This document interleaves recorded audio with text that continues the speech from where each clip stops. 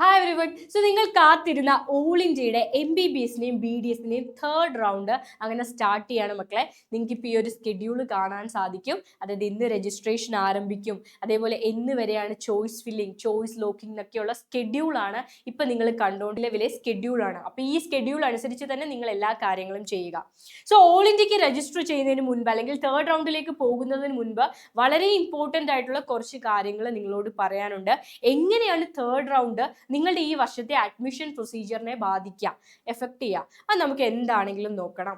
Yes, അപ്പൊ ആദ്യം എന്താണ് തേർഡ് റൗണ്ട് എന്നൊക്കെ പറയുന്നതിന് മുൻപ് ആരൊക്കെയാണ് ഈ ഒരു റൗണ്ടിലേക്ക് എലിജിബിൾ ആയിട്ടുള്ള കാൻഡിഡേറ്റ്സ് നമുക്ക് നോക്കാം. ഫസ്റ്റ് വൺ എന്ന് പറയുന്നത് registered candidate who did not get any seat allotment in the round 1 or round 2. Round 1ലും round 2ലും യാതൊരു സീറ്റും ലഭിക്കാത്ത, അലോട്ട്മെന്റും ലഭിക്കാത്ത കുട്ടികളൊക്കെ റൗണ്ട് 3ലേക്ക് എലിജിബിൾ ആണ്. നിങ്ങൾ വീണ്ടും രജിസ്ട്രേഷൻ നടത്തേണ്ട ആവശ്യമില്ല, പക്ഷേ ഫ്രഷ് ആയിട്ട് ചോയ്സ് ഫില്ലിംഗ് നടത്തണം. പുതുതായിട്ട് നിങ്ങൾ ഓപ്ഷൻസ് കൊടുക്കണം. കാരണം എന്താണെന്ന് ചോദിച്ചാൽ നിങ്ങളുടെ റൗണ്ട് 2ലെ എല്ലാം നള്ളായിട്ട് കൺസിഡർ ചെയ്യും, ക്യാൻസൽ ആയിട്ടാണ് അവർ കൺസിഡർ ചെയ്യുക. പുതിയതായിട്ട് ഫ്രഷ് ആയിട്ടുള്ള ചോയ്സ് ഫില്ലിങ്ങും അതിനുശേഷം ആ ഒരു പറയുന്ന ഡേറ്റിൽ ചോയ്സ് ലോക്കിങ്ങും നിങ്ങൾ നടത്തണം. Yes, registered candidates who have secured seats and whose second round of allotted seat got cancelled during the document verification, reporting for admission will be considered for allotment seat in the next round of seat allotment. അതായത് ഇപ്പൊ round 2ൽ ഒരു seat കിട്ടി, പക്ഷെ കോളേജിൽ പോയിട്ട് document verification നടത്തുന്ന ടൈമിൽ നിങ്ങൾ റിജക്റ്റ് ആയി, ഏതെങ്കിലും ഒരു ഡോക്യുമെന്റിലുള്ള ഒരു എറർ കൊണ്ട് നിങ്ങളുടെ ആപ്ലിക്കേഷൻ റിജക്റ്റ് ആയെങ്കിൽ അതൊക്കെ നള്ളിഫൈ ചെയ്ത് നിങ്ങൾക്ക് റൗണ്ട് 3ലേക്ക് പോകാനായിട്ട് സാധിക്കും. യെസ്, ഗ്രൂപ്പ് 3 എന്ന് പറയുന്നത് സെക്കൻഡ് റൗണ്ടിൽ അലോട്ട്മെന്റ് കിട്ടി, ആ കോളേജിൽ അഡ്മിഷൻ എടുത്തു, പക്ഷെ സെക്കൻഡ് റൗണ്ടിൽ എന്തിനു കൊടുത്തു? അപ്ഗ്രഡേഷന് കൊടുത്തു. ഓക്കെ, അപ്ഗ്രേഡ് ചെയ്യാൻ വേണ്ടിയിട്ട് കൊടുത്തു. ആ അപ്ഗ്രഡേഷന് കൊടുത്ത കുട്ടികൾക്കും റൗണ്ട് 3ലേക്ക് പോകാം. അപ്പൊ റൗണ്ട് 3ലേക്ക് പോകുമ്പോൾ റൗണ്ട് 3ൽ പുതിയ കോളേജ് കിട്ടിയാൽ പഴയ കോളേജിൽ നിന്ന് റിലീവ് ചെയ്ത് നിങ്ങൾ പുതിയയിടത്തേക്ക് മാറേണ്ടതായിട്ടുണ്ട്. അപ്പൊ അപ്ഗ്രഡേഷൻ ശ്രദ്ധിക്കുക.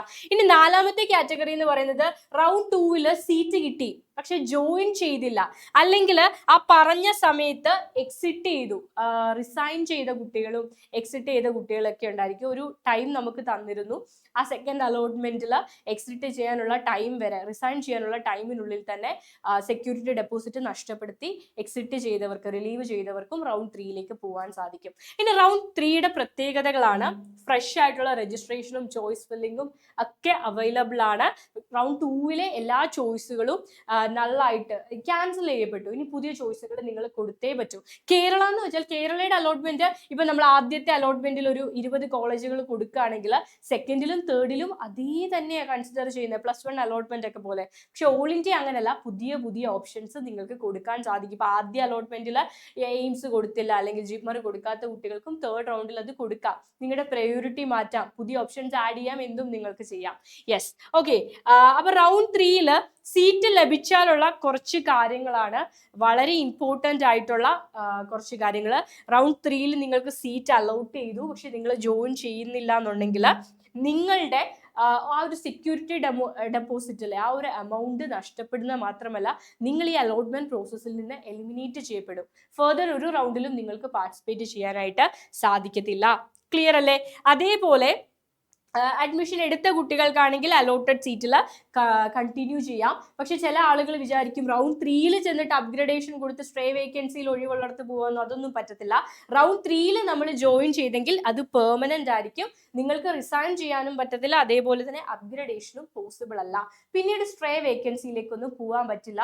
വൺസ് തേർഡിൽ ഒരു കോളേജ് കിട്ടി ജോയിൻ ചെയ്താൽ അത് പെർമനന്റ് ആണ് മക്കൾ, അത് മറക്കരുത്. യെസ്, ആൻഡ് അപ്ഗ്രേഡ് കിട്ടിയ കുട്ടികൾ എന്ത് ചെയ്യണം?